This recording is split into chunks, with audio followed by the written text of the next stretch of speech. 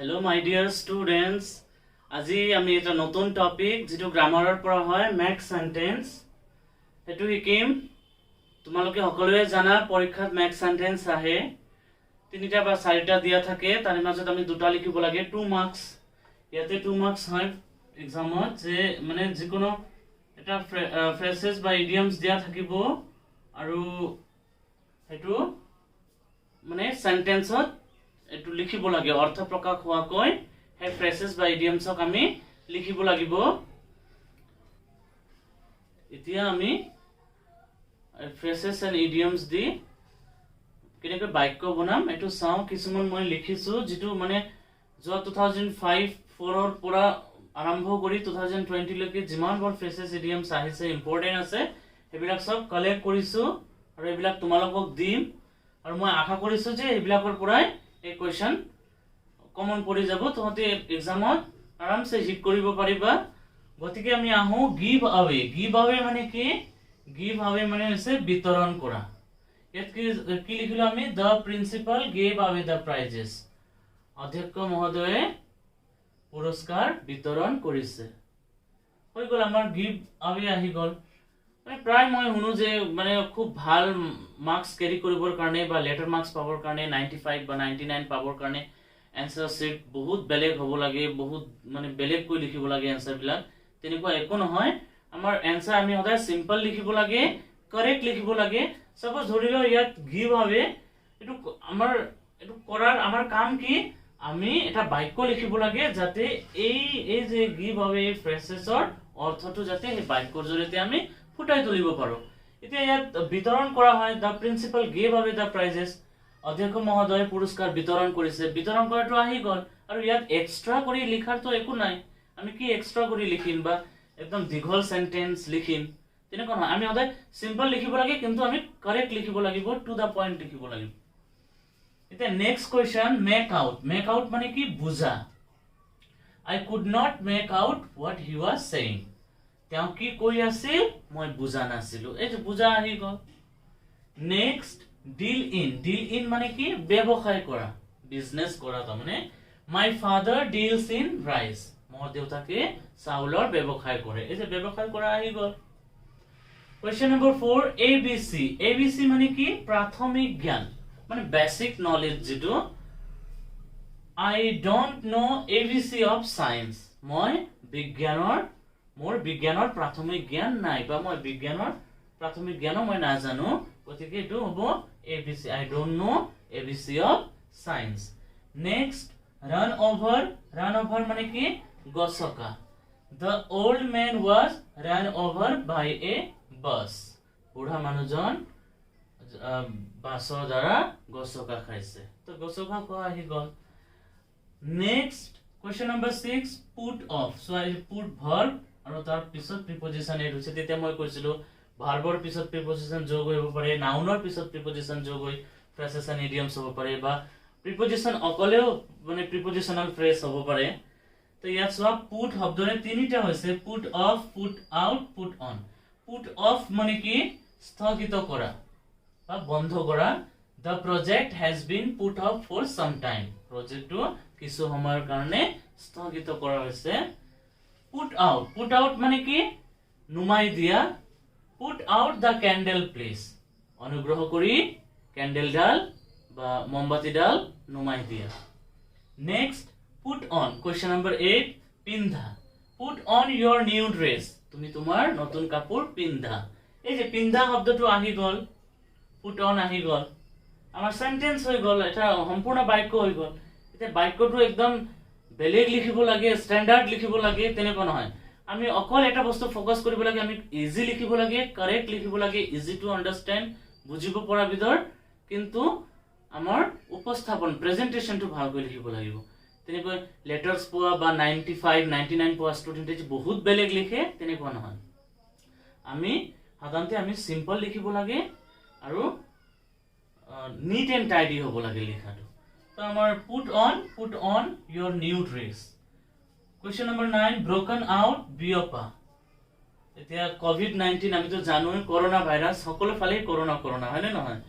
এই যে খালি শুনা যায় করোনা ভাইরাস, কোভিড-19, mask, sanitiser, hand wash, broken out বিয়পাটো কি হ'ব the covid-19 has been broken out covid-19 একদম বিয়পি পৰিছে এতিয়া ইয়াত throughout the world লিখিব পাৰা throughout the country লিখিব পাৰা throughout the nation লিখিব পাৰা বা নি লিখিলেও হ'ব খালি আমাৰ বাক্যত প্ৰকাশ হলে হল broken out ইয়াত প্ৰকাশ হৈছে broken out the covid-19 has been broken out give up মানে কি ত্যাগ কৰা we should give up all our bad habits আমি আমাৰ বেয়া অভ্যাসবোৰ ত্যাগ কৰিব লাগে আমি আমাৰ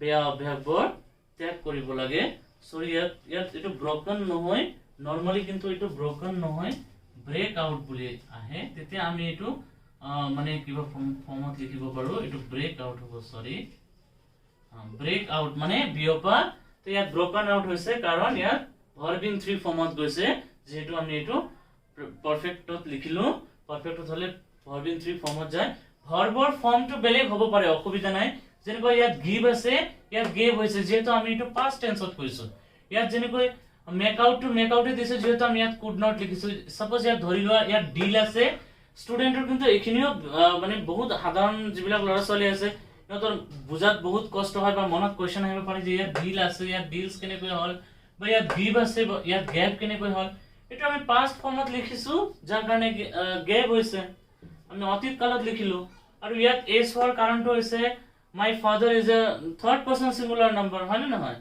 ঠিক তেনেকৈ ইয়াত এটো ওয়াজ রান ওভার হৈছে এটো ঠিকই আছে যেনেকৈ ইয়াত আৰু এটা এই যে ব্ৰোকেন আউট বা ইয়াত গিভ আপ মানে আমাৰ সেন্টেন্সটো মানে ভাৰ্বটো একেও থাকিব পাৰে বা সেন্টেন্স হিচাপে আমাৰ ভাৰ্ব চেঞ্জ হ'ব পাৰে অসুবিধা নাই কিন্তু সাপোজ ধৰি লও ইয়াত গেভ আৱেটো আৱে আহিল নহয় তো মিনিংটো বিতৰণ কৰাই হল মিনিংটো অকল চেঞ্জ হ'ব নালাগে এইখিনি বস্তু লক্ষ্য ৰাখিবা এতিয়া আমি নেক্সট কোৱেশ্চন নম্বৰ 11 ডিসকাস কৰো far and wide মানে কি far and wide মানে হৈছে দূৰ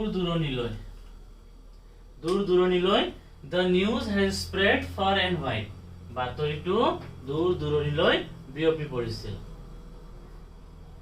set out মানে কি যাত্ৰা কৰা I set out for the journey মই মানে হে জাৰ্নিৰ কাৰণে ওলালো মানে যাত্ৰা আৰম্ভ কৰাটোক set out বুলি কোৱা হয় at home in মানে পাৰ্গত মানে খুব পাৰ্গত বা জানা my sister is at home in English মোৰ ভন্টি বা মোৰ ভনীয়ে ইংলিশত বা ইংৰাজী বিষয়ত বৰ পাৰ্গত pass away মানে কি মৃত্যু হোৱা মানে কাৰোবাৰ ডেথ হোৱা to pass away the old lady passed away last night বুঢ়ী লেডি জনী বা তিৰথা জনী যোৱা ৰাতি ঢুকাইছে বা মৃত্যুবৰণ কৰিছে 15 নম্বৰ all in all মানে কি সৰ্বা my father is all in our family মোৰ দেউতাই পৰিয়ালৰ সৰ্বা মানে আমাৰ পৰিয়ালত দেউতাই সৰ্বা তো all in all আহি গল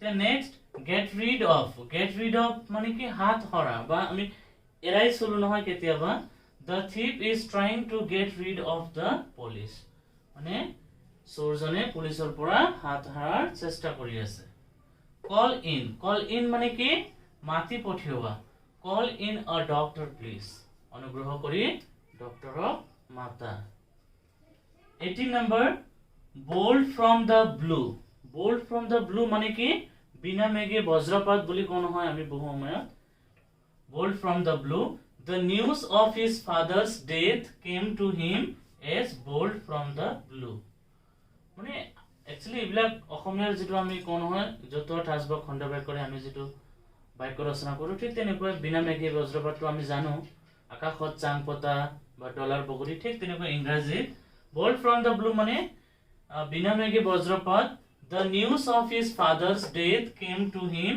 as bolt from the blue তেওঁৰ দেউতাকৰ মৃত্যুৰ বাতৰিটো তেওঁলৈ বিনা মেঘে বজ্ৰপাত হৈ আহিছিল 19 instead of মানে কি পৰিৱৰ্তে মানে এটাৰ হলনি আন এটা give me a pen instead of this pencil এই পেন্সিলটোৰ পৰিৱৰ্তে মোক এডাল কলম দিয়া question number 20 turn down মানে কি নাকচ কৰা বা মানা কৰি দিওঁ যে আমি বহু সময়ত হেতু কোৱা হয় টাৰ্ন ডাউন ইংলিছত হি টাৰ্ন ডাউন মাই প্ৰপ'জাল তেওঁ মোৰ প্ৰস্তাৱটো নাকচ কৰি দিছে বা মানা কৰি দিছে মই এটা প্ৰপ'জাল দিছিলো তেওঁটো মানা কৰি দিছে তো আমি এইটো যিমান ইজি পাৰো লিখিব লাগে অকল এটা বস্তু আমি মনত ৰাখিব লাগিব ভাৰ্ব ফৰ্মটো চেঞ্জ হ'ব পাৰে যেনেকৈ ইয়াত পাস আছে নহয় পাস আৱেটো ইয়াত পাস্ট আৱে হৈছে যেহেতু আমি লাষ্ট নাইট দিছো মানে অতীতৰ কথা কৈছো এইকাৰণে এইটো পাস্ট ফৰ্মত গুছি গৈছে এইকাৰণে পাস্ট হৈছে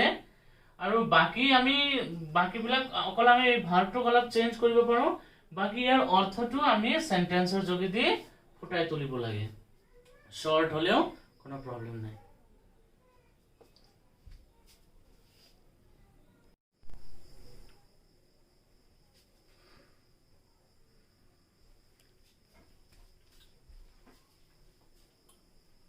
এতিয়া আমি কোৱেশ্চন নম্বৰ 21 চাও আফটাৰ অল মানে কি মুঠতে after all he knows me very well মুঠতে তেওঁ মোক বৰ ভালকৈ জানে null and void মানে কি বাতিল কৰা the law has been declared null and void এই আইনটো মানে বাতিল কৰা হৈছে bag and baggage মানে কি টালি টোপোলাৰে he left the hostel bag and baggage তেওঁ টালি টোপোলাৰে hostel এৰিছিল with flying colors মানে কি হুক্ষাতিৰে বা বৰ নাম কৰি Sita passed the exam with flying colors Sitai পৰীক্ষাটো হুক্ষাতিৰে উত্তীৰ্ণ হৈছিল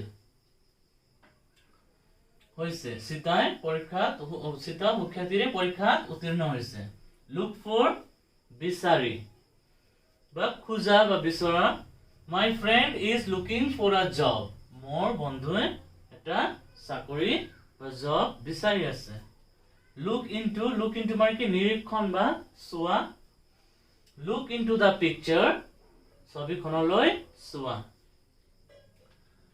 look after মানে কি কেয়াৰ কৰা বা যত্ন লোৱা he looks after his father তেওঁৰ দেউতাৰ যত্ন লয় ইয়াত old বুলিও লিখিব পাৰো বা হ'ব question number 28 look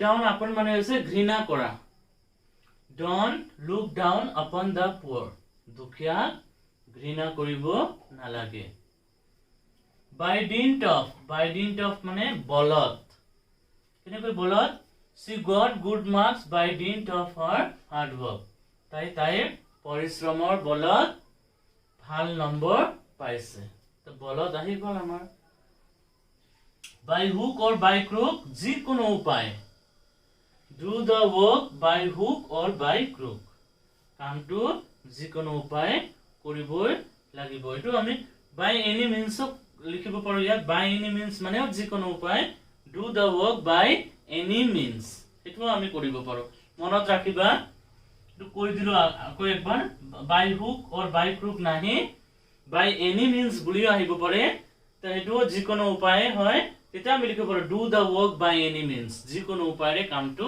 কৰা আজি আমাৰ মেক্স সেন্টেন্সৰ এটো ফাৰ্স্ট পাৰ্ট হয় ফাৰ্স্ট পাৰ্টটো এখিনিতে আমি কমপ্লিট কৰিলো টোটাল 30 ফ্ৰেজেছ এন্ড ইডিয়মছ আমি আলোচনা কৰিলো আৰু নেক্সট পাৰ্টত মই আৰু এক্সট্ৰা কিছুমান দিম ইম্পৰ্টেন্ট তো একচুয়ালি আমি বহুত জানিব লাগে মানে 100 150 200 300 ফ্ৰেজেছ এন্ড ইডিয়মছ বহুত বেছি আছে কিন্তু তাৰ মাজত আমি মেট্ৰিকৰ কাৰণে বিশেষকৈ ইমান বেছি পঢ়িব লগা নহয় যিবিলাক জানিব লাগে বা খুব ইম্পৰ্টেন্ট আমি ডে টু ডে লাইফত ইউজ কৰো এইবিলাক মই মোৰ আগৰ ক্লাছতো দিম গতিকে মোৰ গ্ৰামাৰ পোৰশন যেটো মই টেন্স কৰিছো হেতু পাবৰ কাৰণে মই ডেসক্ৰিপচন বক্সত লিংক দিম এই লিংকত গৈ হে গ্ৰামাৰ ক্লাছ বিলাকো চাব পাৰা আৰু লগতে মোৰ আগন্তুক ভিডিও পাবৰ কাৰণে চেনেলটো সাবস্ক্ৰাইব কৰি চেনেলৰ ওচৰত থকা বেল আইকনটো প্ৰেছ কৰি দিলে নোটিফিকেশন পাই যাবা ভিডিওৰ আৰু লগতে যিমান পাৰা ফ্ৰেন্ড বিলাকৰ মাজতো চেনেলটো সাবস্ক্ৰাইব কৰি